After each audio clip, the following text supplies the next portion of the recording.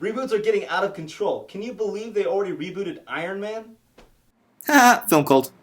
RoboCop. It's basically the story of a man who becomes mostly a robot and goes around kicking ass and taking names. Oh, and he's got a really hot wife. So, how do they...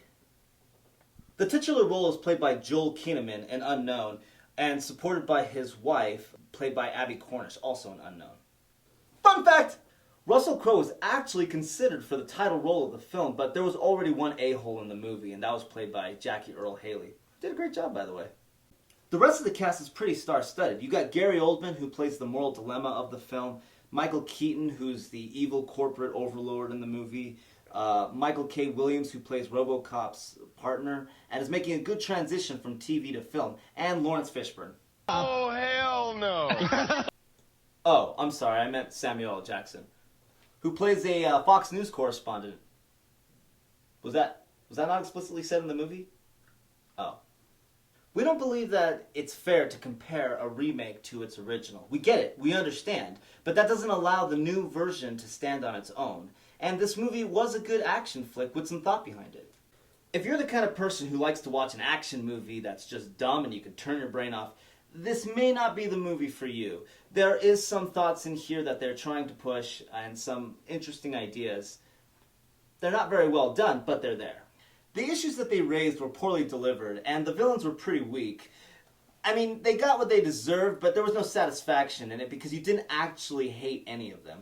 They really were a-holes in this movie, and you didn't like them, but you didn't hate them like you should have in a movie like this. Not like you hate Justin Bieber. I mean, really, Justin Bieber.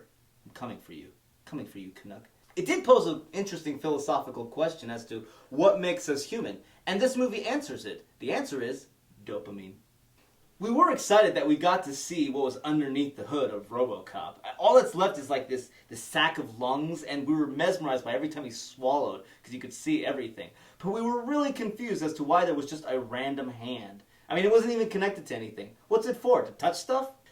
That being said, it was a pretty entertaining action flick. Will it be as iconic as the original movie? No. Will it be remembered? Maybe, maybe not. But it was a pretty enjoyable movie. See it with an open mind and take some bros with you. Have a good time with it. We categorize this movie as art entertainment. It tried to get a message across, but the majority of this movie was really action. We rated this movie at 2 stars, or 2 sacks of lungs. This movie was fun, but much like The Tin Man, it was lacking heart. And it would have been better if they didn't try to force-feed their agenda to the audience. You could take a lesson from this, Fox. Are you a head and just a sack of lungs, and an evil corporation wants to rebuild you? Well, then leave a comment below and let us know.